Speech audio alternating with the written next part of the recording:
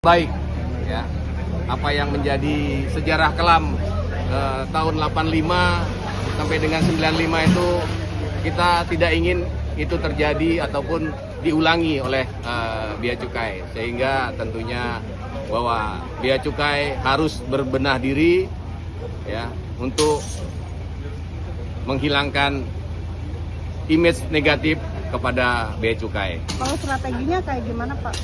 Ya, Pak? Ya. Seperti apa? ya pastikan mulai dari kultur, ya kan, meningkatkan kinerja, terus kemudian meningkatkan pengawasan, apakah itu di pelabuhan, di bandara. Tentunya kita akan memperbaiki semua pelayanan, ya tentunya masyarakat ketika kita melakukan pelayanan kepada masyarakat, ketika ada ketidakpuasan, ya sedikit demi sedikit kita akan berupaya untuk memperbaikinya. Oh sudah banyak ya. Ya tentunya kita berupaya untuk memanfaatkan teknologi yang saat ini ada, seperti di pelabuhan untuk menghindari under invoice. Kita sudah melakukan upaya untuk mengkonekkan dengan AI gitu. Jadi alat-alat yang kita punya kita kembangkan dengan kemampuan AI sedikit demi sedikit, walaupun belum sempurna tapi kita sudah berupaya untuk mengarah ke sana.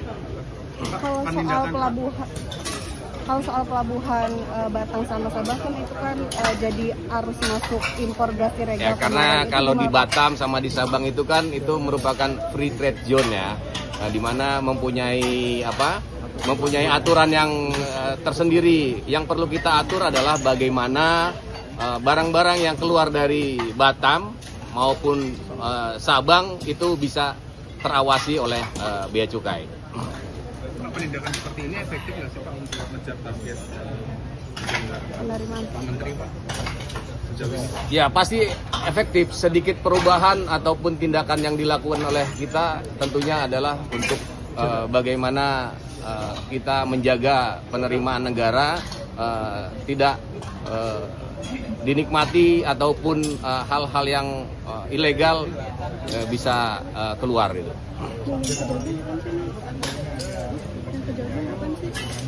Ya masih bandel kita selesaikan itu aja ya.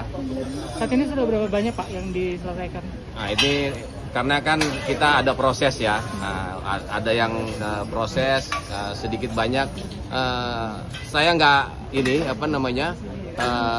berapa yang sudah kita tindak, tetapi sudah melalui proses, apakah itu dari kepatuhan internal maupun dari Itjen Kementerian Keuangan.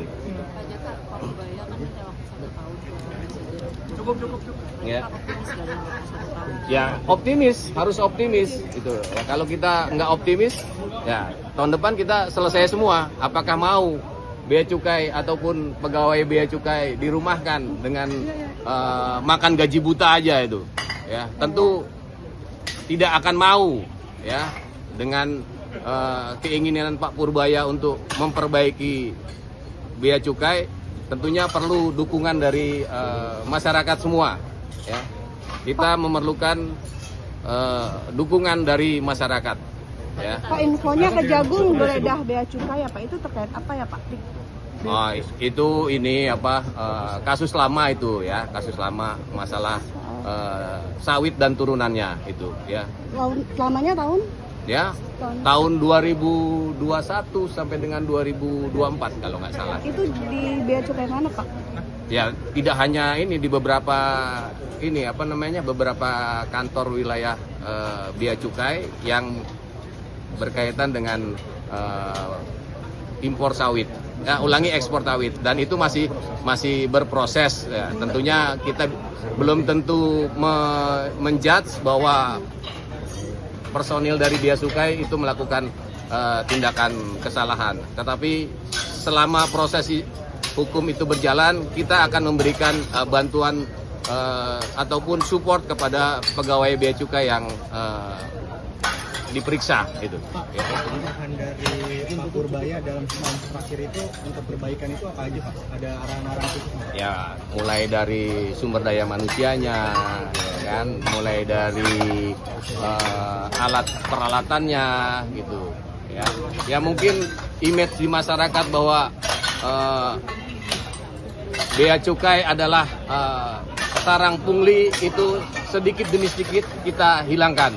Ya, kami memohon ya dukungan dari masyarakat untuk mendukung bagaimana kita kedepannya menjadi lebih baik. Ya, saya rasa cukup ya. Ya, cukup ya. Baik, ya.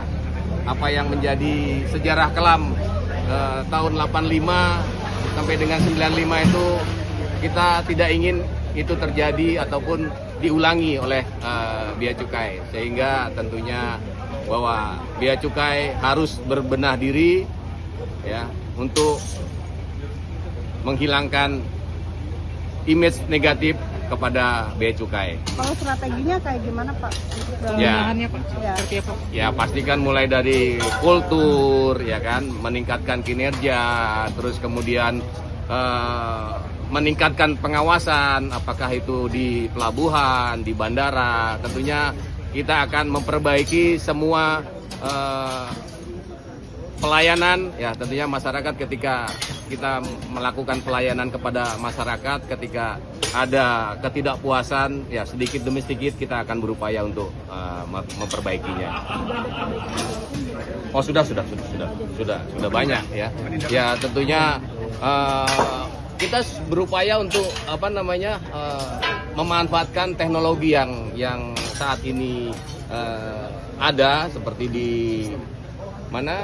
pelabuhan untuk menghindari under invoice. Kita sudah melakukan upaya untuk mengkonekkan dengan AI gitu. Jadi alat-alat yang kita punya kita kembangkan dengan kemampuan AI sedikit demi sedikit, walaupun belum sempurna tapi kita sudah berupaya untuk mengarah ke sana. Kalau soal pelabuhan Batang sama Sabah kan itu kan jadi arus masuk impor gas ilegal. Ya, karena kalau di Batam sama di Sabang itu kan itu merupakan free trade zone ya, di mana mempunyai aturan yang tersendiri. Yang perlu kita atur adalah bagaimana barang-barang yang keluar dari Batam maupun Sabang itu bisa terawasi oleh bea cukai. Penindakan seperti ini efektif nggak sih Pak untuk mengejar target penerimaan Menteri Pak? Sejauh ini. Ya pasti efektif. Sedikit perubahan ataupun tindakan yang dilakukan oleh kita tentunya adalah untuk bagaimana kita menjaga penerimaan negara tidak dinikmati ataupun hal-hal yang ilegal bisa keluar gitu.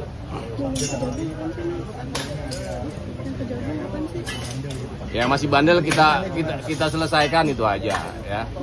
Saat ini sudah berapa banyak Pak yang diselesaikan?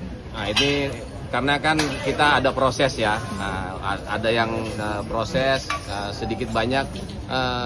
Saya nggak